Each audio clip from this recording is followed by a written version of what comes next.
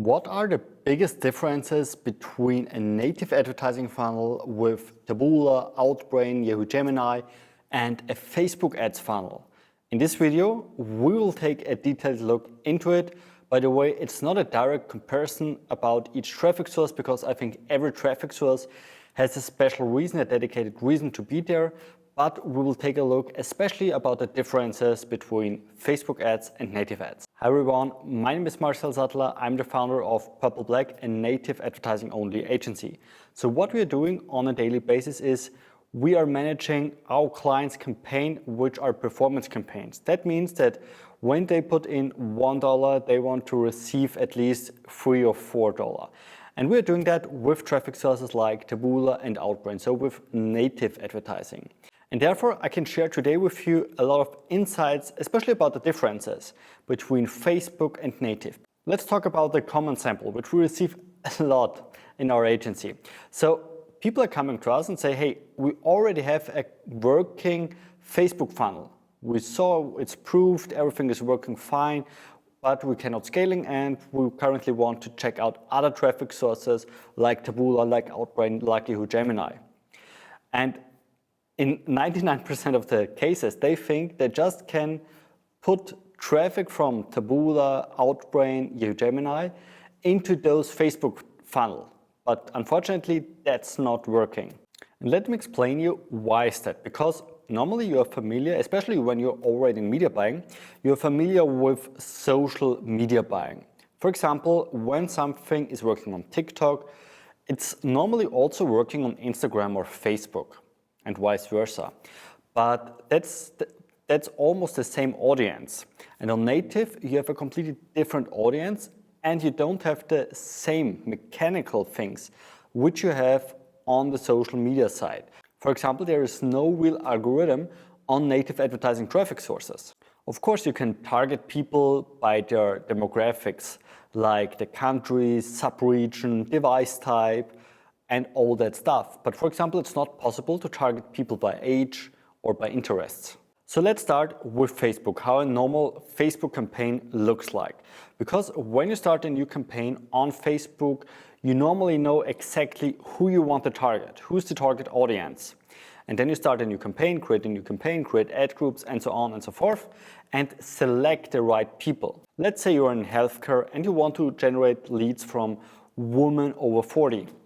Then it's very easy for you. You just open Facebook Ads Manager and select the important fields like country, you select the gender, in this case, just woman, and you also select the age, which is woman over 40. And then you're coming to your creative, to the ad section. And you don't need to spoke about the person because they're already targeted. So in this case, you just can write something like best insurance, best health insurance, click here, get the offer now, get more information here. So it's very, very direct to the point, and normally people know exactly, okay, when I click here, there will be open a page which is a lead form, and I put in my name, my phone number, and normally I will receive a call. So it's very common, that's the normal common Facebook funnel, especially for lead gen. Let's do the same on the native advertising side. And by the way, when we're talking about native ads, we are talking from all native advertising traffic sources like Taboola, Outbrain, Yahoo Gemini, RevContent, and many, many more. So as mentioned before, on native advertising traffic sources, there is no interest targeting, and you're not able to target people by their age. So that means you can target demographic things like the country. In this case, for example, it's the US. Then you can select the US, you can select the device type. You want that your ads will be shown on desktop or mobile or on tablets, but you aren't able to select some interests. Therefore, you have to use the ad itself, which contains an image and a headline. You have to use the ad itself as a targeting option. And what you can do here is work with curiosity, because curiosity is working very, very good, especially on native advertising, because people are in reading mode and they need curiosity to take action. So the headline in this case and the image itself, so the ad as composition at all, needs to target the audience very, very sharp. So it can be something like the 7 reasons why women over 40 need this healthcare. And what you see here is you need to target the audience by calling them. Hey, woman over 40, you're working with curiosity, the 7 reasons, number 3 will shock you, and all that stuff. So normally there is no male clicking in, which is just 20 years old. But a woman over 40 think, hey, that's something curious. I'm very curious about it. I want to read more about it. What's the 7 reasons and why will number 3 shocking me? So they're clicking in. And what happens now is when you send people in this early stage directly to a lead page in this case, it will not converting as well as when you're using an editorial. An editorial is a landing page which has an editorial style, but of course it's legit copywriting to convince people, to convert people from a completely cold audience to a hot or warm, ready to buy audience that they can take action and generate it as a lead or make a purchase. So in our sample, the person will click in, read an editorial and say, hey, that's something interesting. Never thought about it, but yeah, let's try it. Let's schedule a call, let's receive an offer. And just after the editorial, just after that step, after they read the editorial with something between 400 and 600 words or 600 to 800 words, after that, they can go to a page where they can put in their personal data and that they are generating as a lead. So that was a sample for lead gen, but it's also working same for e-com. For example, when you want to target on Facebook dog owners, you can select them by their interests. So you just can show them some dog things. But especially on native, for example, when you want to reach out for dog owners, you can call them directly. And I'm pretty sure you already saw it. So for example, by the age, people between Y and X, this is super interesting for you. People who are born between this and this date, check out this. So that's the way on native how you target people. And therefore you have to think completely differently, because when you're thinking exactly the same like on Facebook, it will not working. I can guarantee it for you. And also when you use the same funnel, for example, without an editorial or with a softly written editorial, it will not working. And the reason is very simple, because on Facebook you can target the audience and also send them to a badly written editorial. It might also working.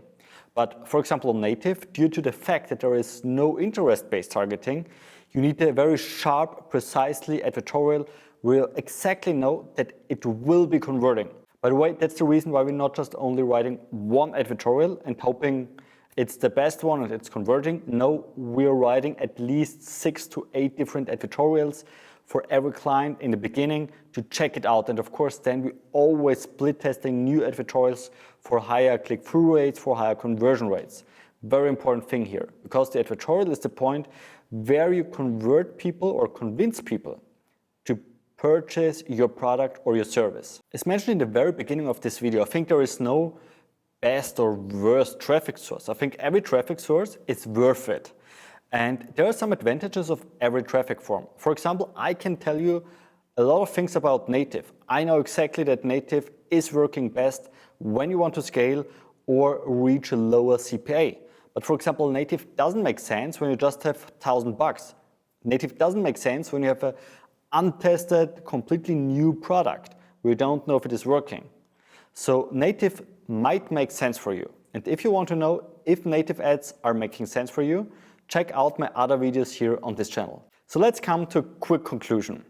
There are a lot of differences between native ads and Facebook ads. A very common mistake for many media buyers out there is to think, okay, I know exactly how Facebook is working. I also know how Google is working and, for example, how TikTok is working. So why should I not know how native is working? Couldn't be so difficult, isn't it?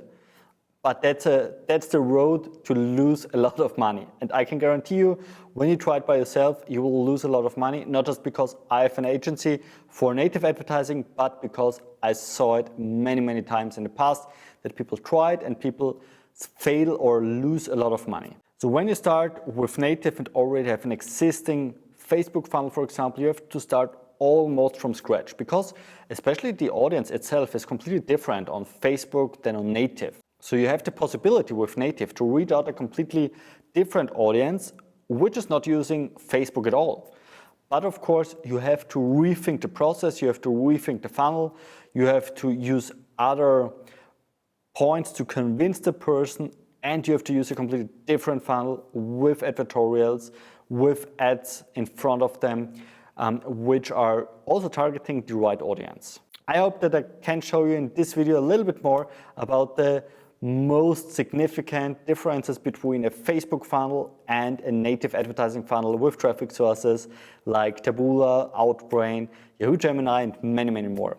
If so, I would extremely appreciate if you give me a thumbs up and subscribe to my channel to get updated and notified when I upload a new video here about native ads. Have a good one. See you next time.